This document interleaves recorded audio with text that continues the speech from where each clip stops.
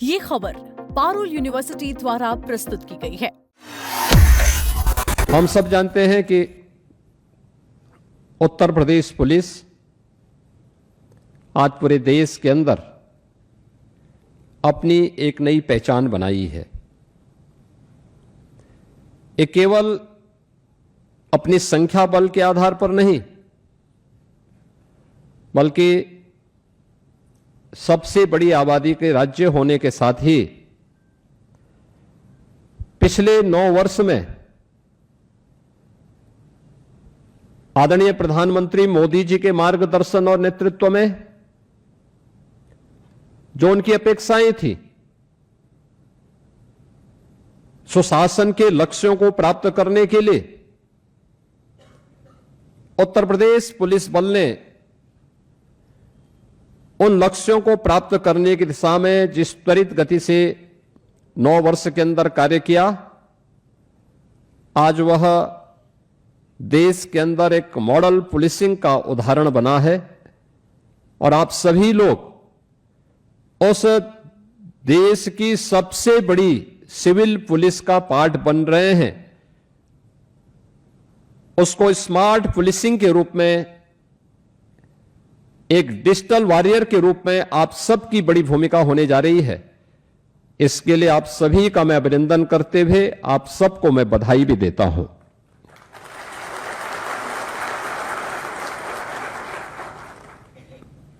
2017 के पहले का उत्तर प्रदेश,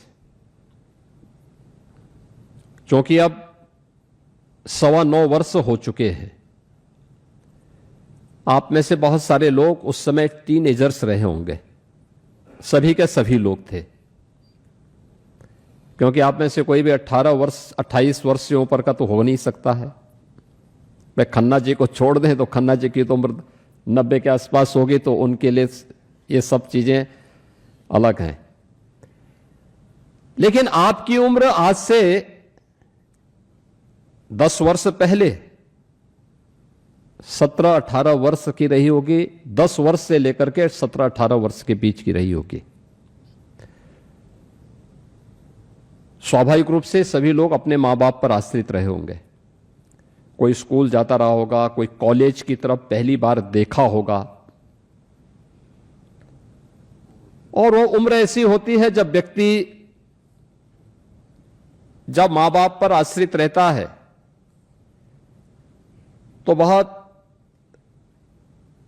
जो है उनको गंभीरता के साथ नहीं लेता है, हर एक घटना को ये मान के चलता है, क्योंकि मां बाप का आश्रय से बढ़कर के कुछ भी नहीं होता, उसके लिए सब कुछ वही है, इसलिए उसको बहुत चिंता नहीं होती है।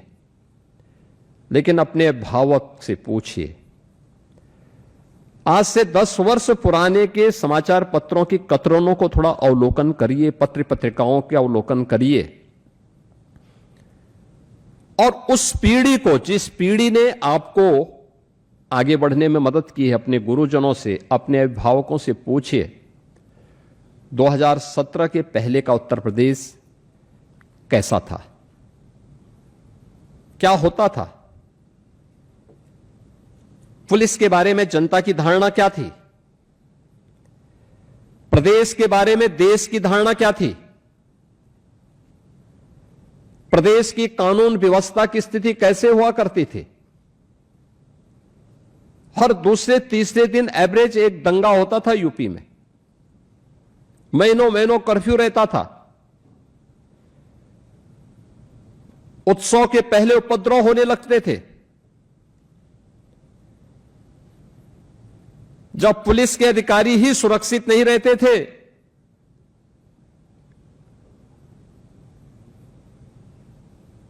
मुरादाबाद में आपने देखा होगा, हमारे डीआईजी स्तर के एक अधिकारी को उपद्रवियों ने घेर करके मारा था।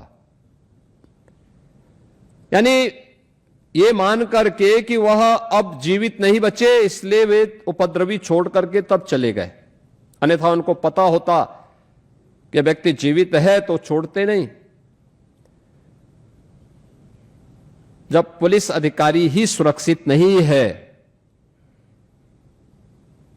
एक सीट यानी डायरेक्ट आईपीएस अधिकारी जो डीआईजी के रूप में काम कर रहा है, अपनी सेवाएं दे रहा है, जब वो सुरक्षित नहीं था, कैसे अनुमान कर सकते हैं आप कि एक सामान्य नागरिक, एक महिला, एक बेटी, एक बहन, एक व्यापारी ये सुरक्षित रहता? कल्पना थी, यूपी के लिए कल्पना थी। उत्तर प्रदेश जैसे राज्य के लिए लोगों ने इस पर कल्पना करनी भी बंद कर दी थी कि यह कभी हो पाएगा यूपी में।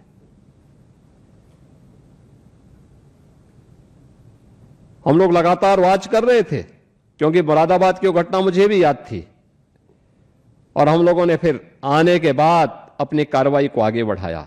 हम जानते थे कि उस समय बहुत सारे पॉलिटिकल प्रेशर वहां पे पड़ रहे थे उन अपराधियों को बचाने के लिए, और अंततः उन सभी अपराधियों को अभी पिछले कुछ दिनों पूर्व सरकार की प्रोसिक्यूशन की विंग के माध्यम से किए गए प्रयासों का परिणाम था। उन सभी को सजा हुई है, और इतनी गंभीर सजा हुई है कि आगे से अपराध करना उनकी कई पीढ़ियां भूल जाएंगी। हमने भर्ती की प्रक्रिया को पूरी पारदर्शिता के साथ आगे बढ़ाया। भर्ती की प्रक्रिया, कोई अनुमान कर सकता है? आज हम 930 कंप्यूटर ऑपरेटर को नियुक्ति पत्र वितरित कर रहे हैं।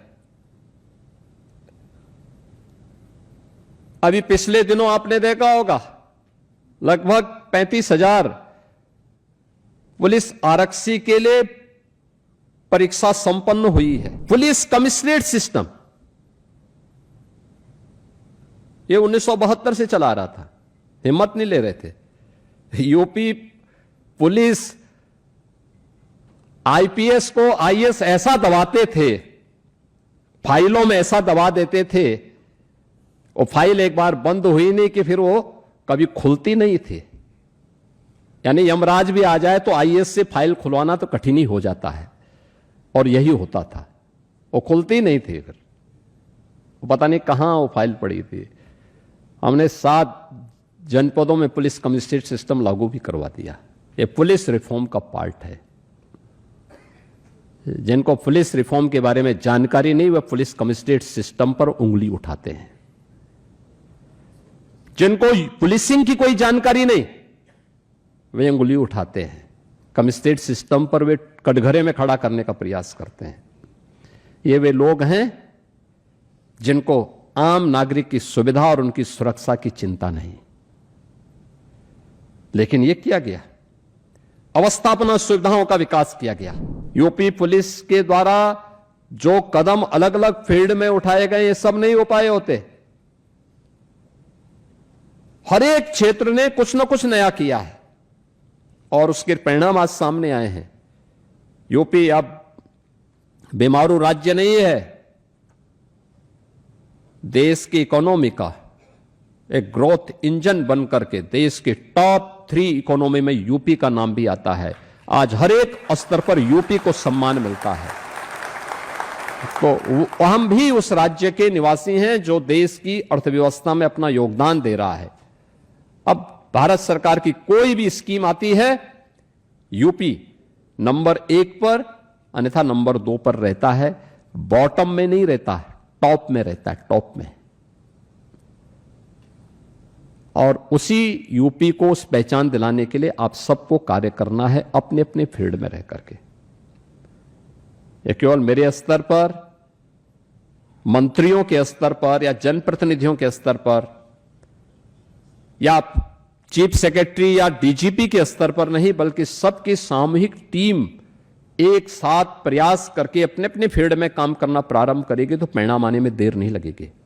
और उस नए यूपी के बारे में हमें कार्य करना है। आप सभी अब विकसित भारत की प्रधानमंत्री जी के विजन को आगे बढ़ाने के सारथी भी हैं अपने अपने फील्ड के।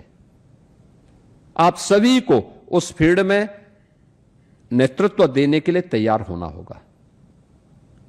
और याद रखना, यह तभी हो सकता है जब आप आत्म अनुशासन के भाव को बनाए रखेंगे।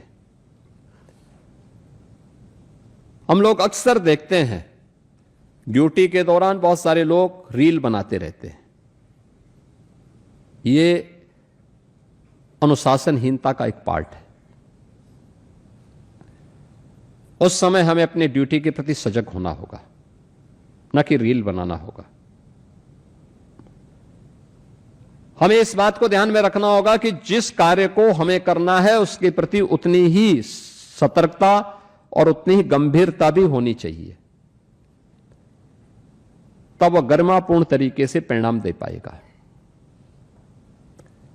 कोई ऐसा काम नहीं करना चाहिए जो अनावश्यक हमें हंसी का पात्र बनाए। सिस्टम पे अनावश्यक उंगली उठाने का प्रयास होता है।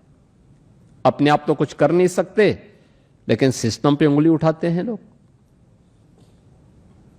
भाई, जो व्यक्ति जितकी जहां ड्यूटी है वह कार्य करेगा तो परिणाम अपने आप आएगा।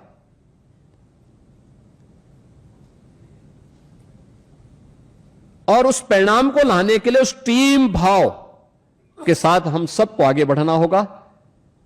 मुझे विश्वास है कि जो 930 कंप्यूटर ऑपरेटर्स आज यहां पर नियुक्ति पत्र प्राप्त कर रहे हैं, अगले 6 महीने के अंदर आपकी सफलतम ट्रेनिंग के उपरांत आप जब अपने कार्य क्षेत्र में जाएंगे तो उसमें जो बेहतरीन होगा, जो सबसे अच्छा होगा, वह करने का प्रयास करेंगे।